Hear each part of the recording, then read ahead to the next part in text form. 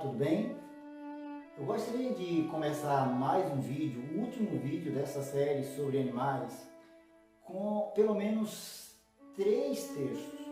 O primeiro texto se encontra em 1ª Carta aos Coríntios, capítulo 6, verso 19, que diz que o nosso corpo é o santuário ou é o templo aonde o Espírito Santo faz morada. No capítulo 3 do mesmo livro de Coríntios, agora no verso 17, a Bíblia diz que quem destrói o templo, Deus o destruirá. E no livro de 2ª Carta aos Coríntios, capítulo 6, verso 17, olha só o que é que diz. Que ligação há entre o santuário de Deus e os ídolos? Porque nós somos santuários do Deus vivente. Como Ele próprio disse, habitarei e andarei entre eles, serei o seu Deus, e eles serão o meu povo. Por isso, disse Deus, retirai-vos do meio deles, separai-vos, diz o Senhor, não toqueis em coisas impuras, e eu vos receberei. Com esses três textos, que o corpo é o templo do Espírito Santo, que quem destrói o templo será destruído, e Paulo dizendo que nós não devemos tocar em coisas imundas, nós vamos, nesse exato momento, estudar os 4 textos, onde alguns irmãos dizem que nós podemos comer de tudo. O primeiro texto se encontra no livro de Gênesis, capítulo 9, verso 3. A parte B diz o seguinte: tudo o que se move e vive ser-vos-á para alimento. Como vos dei a erva verde, tudo agora te dou. Algumas pessoas usam esse texto dizendo aí, ó, tá vendo? Agora nós podemos comer de tudo. Então, o texto aqui está dizendo, segundo alguns irmãos dizem, que tudo que se move na face da terra deve ser para nós por alimento. Será que é tudo mesmo? Vamos pensar bem. Será se Deus está permitindo que um pai, como seu próprio filho, já que ele se move sobre a face da terra, será se a Bíblia está orientando ao marido esquartejar a sua esposa e comê-la no almoço ou no jantar? Será se Deus está mandando comer, por exemplo, um animal que é intragável, segundo a ciência, o sapo cururu, que tem enzimas muito tóxicas e venenosas em toda a sua carne? Será se Deus está mandando aqui comer a lombriga, a barata, a mosca, aquelas larvinhas de mosca quando a gente tira o lixo para que venha aquela aguinha ali, aquelas lombriguinhas, aquelas vermezinhas? Será se Deus está mandando comer isso? Se você olhar um pouquinho atrás, no livro de Gênesis ainda, Deus falando com o próprio Noé, no capítulo 7, verso 1 e 2, olha o que é que Deus orienta a Noé aqui. Deus diz o seguinte: disse o Senhor a Noé, entra na arca, tu e toda a tua casa, porque reconheço que tens sido justo diante de mim no meio dessa geração. Aí Deus disse, de todo animal limpo levarás contigo 7 pares, o macho e a fêmea, mas os animais imundos, um par, o macho e a fêmea. Será se Deus estava querendo dizer assim a Noé, Noé, eu falei a você no capítulo 7 que você tinha que levar o limpo e o imundo, mas agora você pode comer de tudo, você pode comer de qualquer coisa que se move sobre a terra? Será se Deus não estaria falando a Noé, já que Deus já tinha orientado que apenas um par? Você já imaginou se naquele dia Noé resolvesse fazer um churrasco e comesse, quem sabe, um cachorro ou uma cadela ali? Acabou, ele estaria dando extinção, já que ele podia comer tudo. Jamais Deus ia contradizer no capítulo 7, dizendo que poderia ter animais limpos e impuros, lá na frente ele dizer, agora coma tudo, só na cabeça de algumas pessoas. Nunca esses animais serviram de alimentos. O segundo texto em que eles se utilizam muito é o texto de Marcos, capítulo 7, de 1 ao 23, que é sinótipo ao de Mateus capítulo 15, verso 1 ao 20. Vamos ver o que está lá? Nesse Marcos 7, eles usam aqui um texto de Jesus. É bastante importante nós entendermos o que esse texto está dizendo. Eu vou pegar o texto focal e depois explico tudo, já que eles só apresentam um versículo desse texto, quanto muito dois. Olha o que ele diz, isso aí da boca de Jesus: nada há fora do homem que, entrando nele, o possa contaminar, mas o que sai do homem é o que contamina. Esse texto, para algumas pessoas, acaba sendo desafiante. Jesus está dizendo que pode entrar qualquer coisa na boca do homem que não o contamina. Veja que tipo de contaminação Jesus está falando. Só para a gente já pegar assim por alto, será se em uma comunidade de irmãos, em qualquer igreja que seja, com pelo menos 300 membros, será se naquela igreja nós vamos encontrar possivelmente algum diabético ou algum hipertenso? E se a gente separar dois grupos nessa igreja, colocar um grupo de hipertensos do lado, um grupo de pessoas que têm diabetes do outro, e aí você pegar uma carne bem salgada, salgar bem e colocar ali, e pegar ali um suco e derramar bastante açúcar, e agora você chamar aí os irmãos e dizer: irmãos, venham para cá. Vocês que têm diabetes, para provar que o que entra na boca do homem não contamina, vocês vão tomar esse suco bem doce. E vocês que têm hipertensão muito alta, a hipertensão de vocês está muito alta, vocês vão pegar aqui e vocês vão comer essa carne bem quente, bem salgada. O que vocês acham? Será se eles iriam topar sendo crentes? Será se Jesus estava falando verdadeiramente de que se pode comer todas as coisas aqui? Vamos então para o contexto, para que você possa entender. O que aconteceu? Ora, capítulo 7, verso 1. Ora, reuniu-se a Jesus os fariseus e alguns escribas vindo de Jerusalém, e vendo que alguns dos discípulos de Jesus comiam pão com as mãos impuras, isto é, por lavar. Então, eles começam a olhar e disseram: gente, eles não lavaram ali as mãos? Pois os fariseus e os judeus, verso 2, observando a tradição dos anciões, não comiam sem lavar cuidadosamente as mãos. O verso 4 diz que eles se aspergiam ali os copos, os jarros, inclusive as suas camas, e isso fazendo parte de uma tradição. E por fim, eles fazem uma pergunta: por que não andam os teus discípulos de conformidade com a tradição dos anciões, mas comem com as mãos por lavar? E aí Jesus vai dar a resposta, a partir do verso 6. Ele diz o seguinte: respondeu o profeta, bem profetizou Isaías a respeito de vocês, como está escrito: esse povo honra-me com o lábio, mas o coração está longe de mim. O coração está longe de mim. E em vão me adoram, ensinando doutrinas que não são de Deus, mas doutrinas que são de homens. Aqui nós vamos então perceber que a contaminação não era a contaminação do alimento. É importante nós lembrarmos que algumas coisas não são alimentos para os judeus. Por exemplo, barata, por exemplo, rato, isso não é alimento.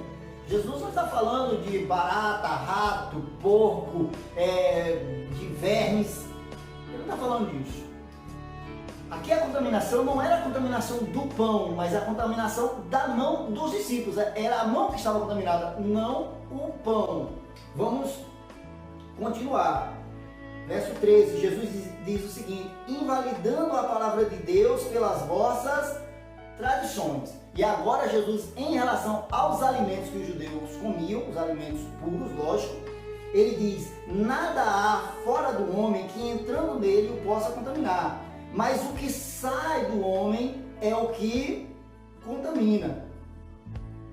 Aí passou um pouquinho, os discípulos esperaram ali no verso 17 Jesus chegar e começaram: quando entrou em casa, verso 17, deixando a multidão, os seus discípulos o interrogavam acerca da parábola. Então os discípulos perceberam que aquilo ali se tratava de uma parábola, de uma comparação. Jesus estava comparando, porque uma parábola é uma comparação. Isso aqui já é uma grande ajuda.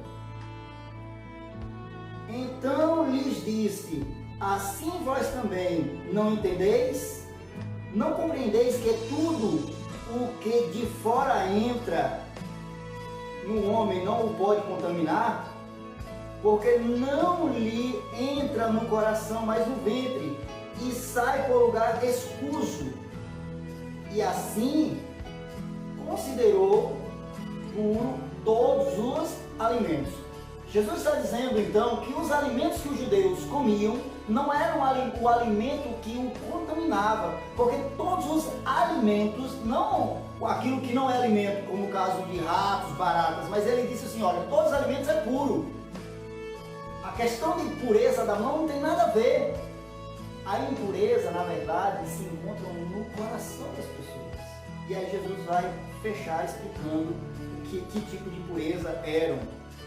Aí ele diz no verso 21, porque de dentro do coração do homem é que procede o mau desígnio, a prostituição, o furto, o homicídio, o adultério, a avareza, a maledicência, o dolo, a lascívia, a inveja, a blasfêmia, a soberba e a loucura.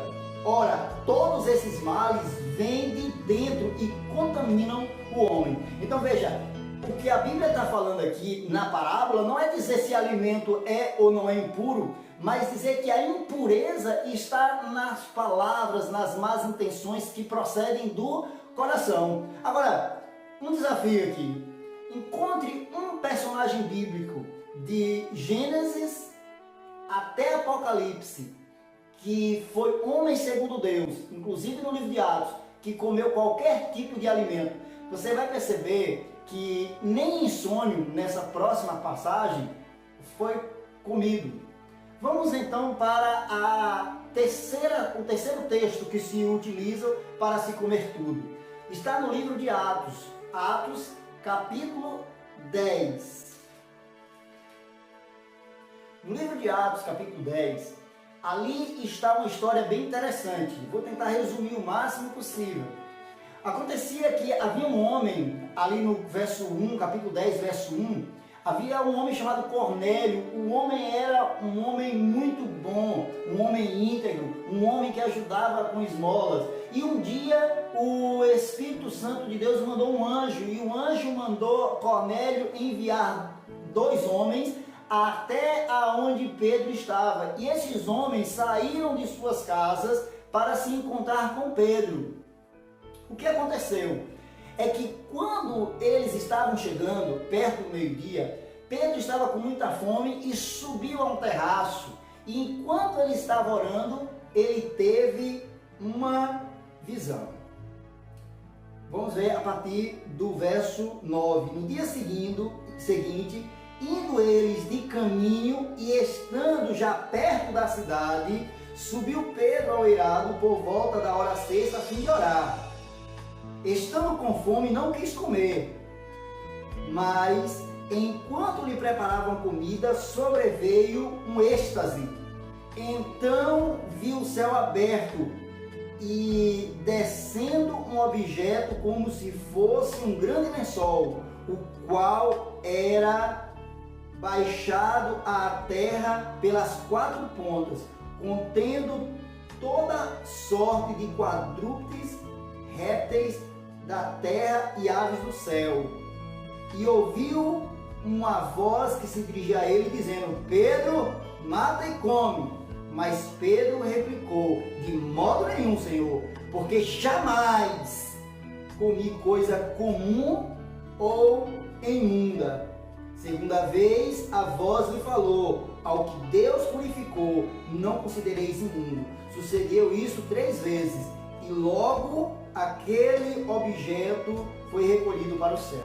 Antes de explicar essa parábola, essa história, é importante eu lembrar para você que o próprio consentimento de Pedro era que havia animal imundo, e ele nunca na boquinha dele entrou aquelas comidas. Então veja, como é que alguém pode aplicar, por exemplo, o texto de Noé ou o texto de Marcos, se lá no livro de Atos o apóstolo Pedro diz: eu nunca toquei na minha boca coisa comum ou imunda.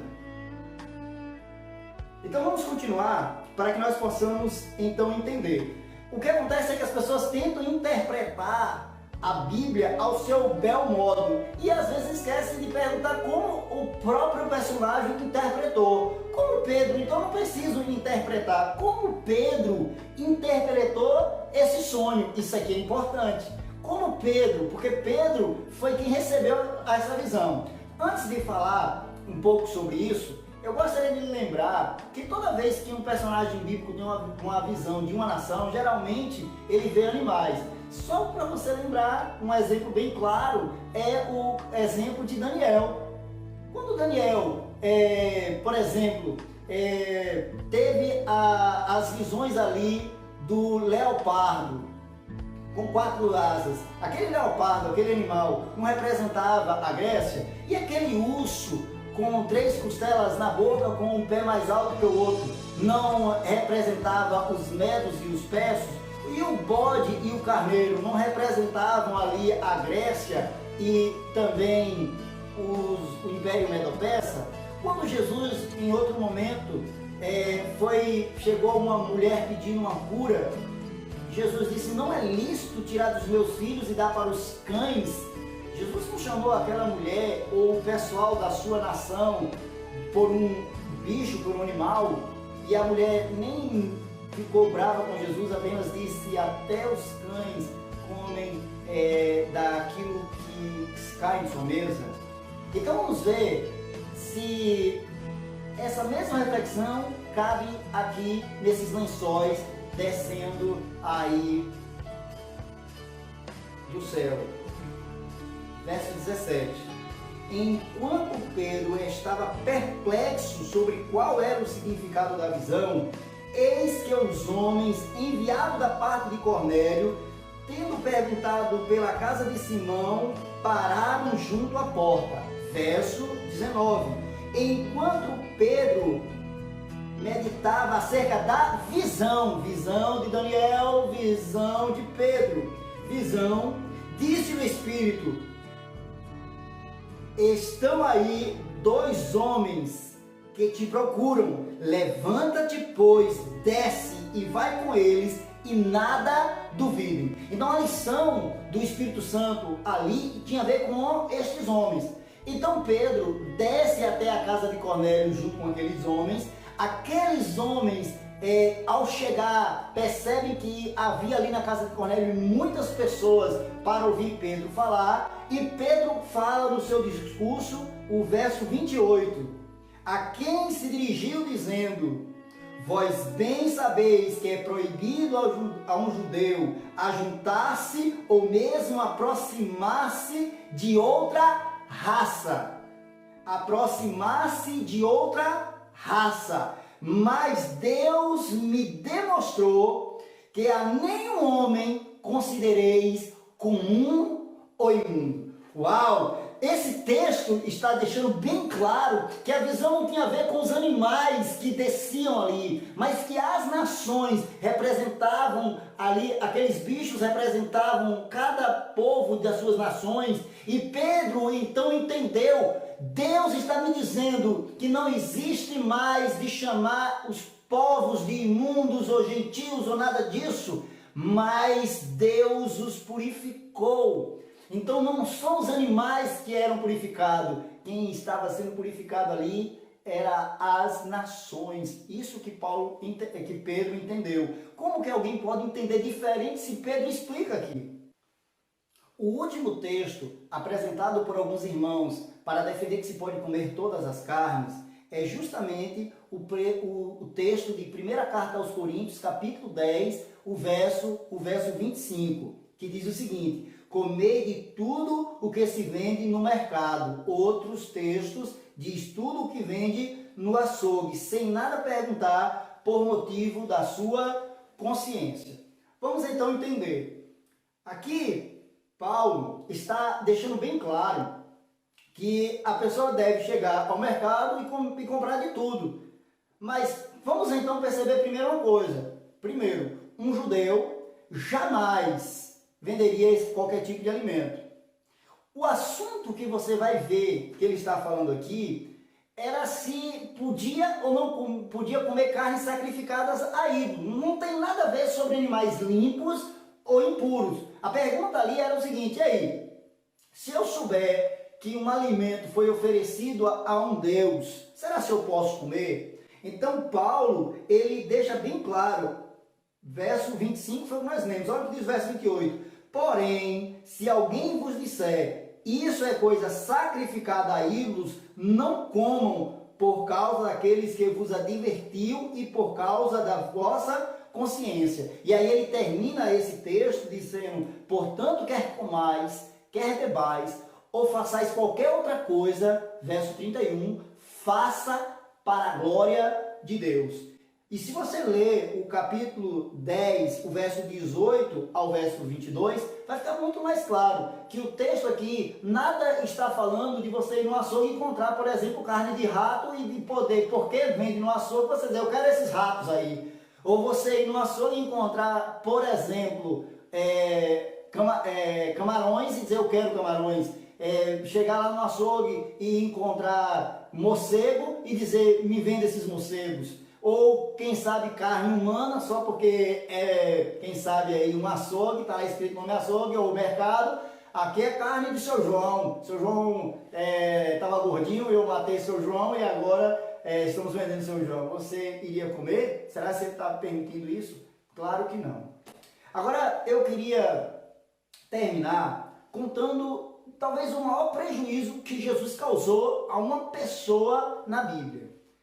Ele chegou a uma certa região chamada região dos Gadarenos, e ali tinha um homem endemoniado, com muitos demônios. E essa pessoa que estava endemoniada, ela começou a falar, os demônios começaram a falar com Jesus. E Jesus, ao expelir os demônios fizeram uma sugestão de ser jogado em porcos. Se aquele camarada, o dono daqueles porcos, fossem dono de bodes, ou dono de cabras, ou dono de bois, será que Jesus iria dar esse prejuízo? Ou será se Jesus jogou aqueles demônios naqueles porcos para comprovar que ele não aceita que os seus filhos comam a carne de porco? Pensa bem. Pense bem, será que Jesus jogou ali para dar prejuízo? Ou será que Jesus aproveitou a ocasião para nos dar uma lição e demonstrar que a carne de porco é uma carne ofensiva? Fica para você refletir. Deus abençoe você, Deus abençoe sua família, com aquilo que agrada a Deus. Estude a palavra de Deus, porque nem só de pão vive o